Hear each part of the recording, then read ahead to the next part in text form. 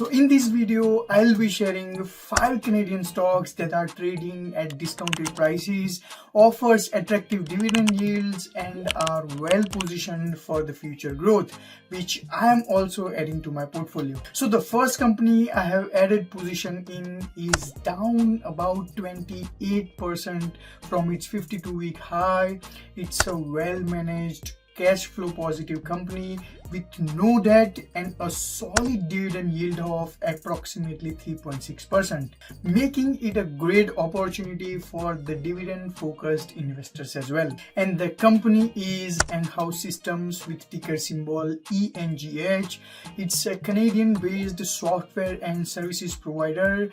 Its customer base includes contact centers, telecom and utility providers, defense organizations, and transportation management companies. Their business model combines organic growth with the strategic acquisition. Historically, this mix has driven their success. However, after an exceptional year of 2020, revenue growth has been slower due to a lack of significant acquisitions. Despite this, the company has consistently increased its dividend year after year, and to me, this trend of dividend growth appears likely to continue into the future as well. But what really stands out about Enghouse is its strong balance sheet.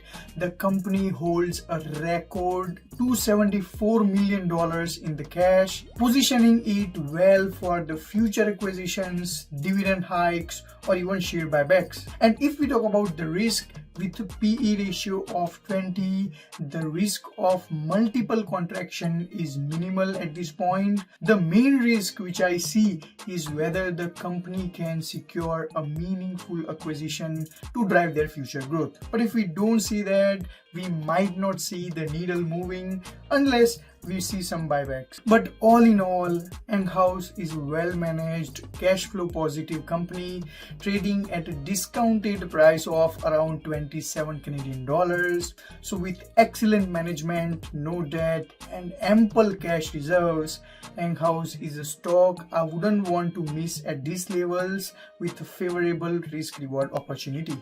So the next stock I want to talk about hardly needs an introduction, but it's currently down around 13% from its September highs and offers a strong dividend yield of 5.5%. It's one of the top financial institutions, TD Bank. So the recent decline is due to US anti-money laundering investigations and penalties of around $3.1 billion.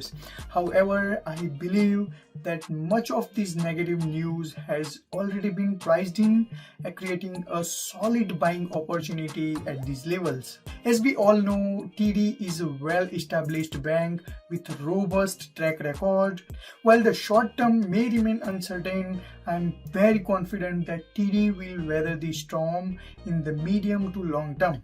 It's a great bank trading at a decent valuation with an attractive dividend yield, a strong pick for steady income and potential growth. So the next company I am adding to my portfolio is down around 24% from its highs in July 2024 following its third quarterly earnings. But despite this, it has a good track record of business growth and pays a 1.6% dividend yield. And the company is Stella-Jones, ticker symbol SJ. It's a leading producer and a distributor of food products. As you can see, Stella generates around 47% of its sales from utility poles, 25% from railway ties, and 19% from the residential lumber. And I feel even with the tariff threats from Trump, they are well positioned to handle the challenges, thanks to their 29 wood treating facilities located in the US itself and another 16 in Canada. Now, so far, their growth has been fueled by strategic acquisitions of smaller competitors and consistent demand for maintaining the utility poles and railway ties. Now for utility, wooden poles are both cost effective and durable, making them the preferred choice over the steel or concrete, an advantage that also applies to the railway ties. Now Stella has consistently grown its sales and EBITDA margins over the years.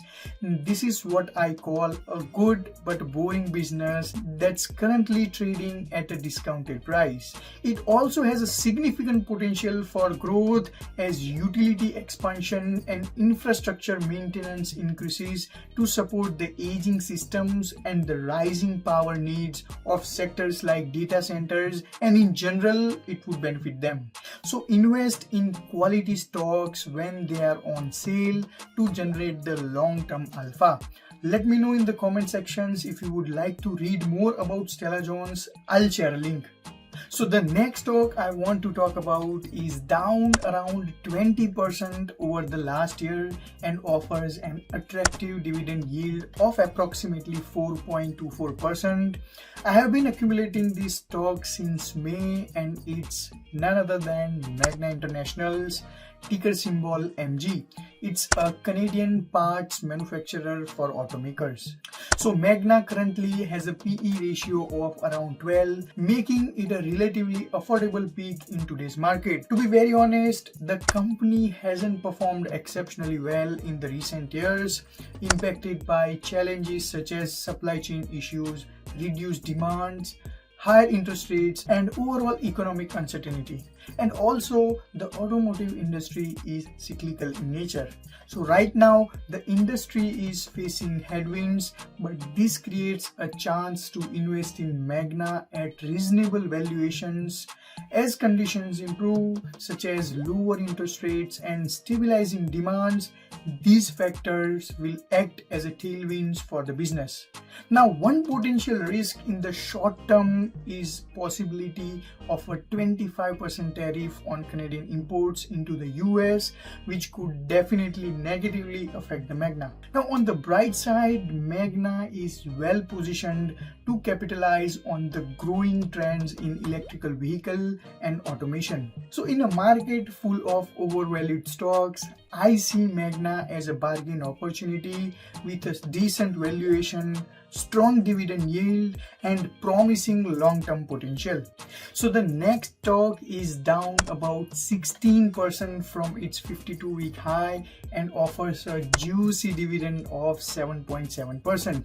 The entire sector has taken a hit recently, creating a great opportunity to invest. The stock I am referring to is TELUS, ticker symbol T. So Canadian telecom stocks, including TELUS, have struggled due to the higher interest rate environments. These companies are highly capital intensive and rely on debt for the expansion. However, as we are moving towards a lower interest rate environment, I believe this sector will see significant benefits. But to me, TELUS stands out with its strong fiber network and reputation for reliability. Insiders have also been accumulating the stock recently, which gives a positive signal about its potential. So TELUS is a well-established player in the Canadian telecom space, offering an attractive dividend for a steady income.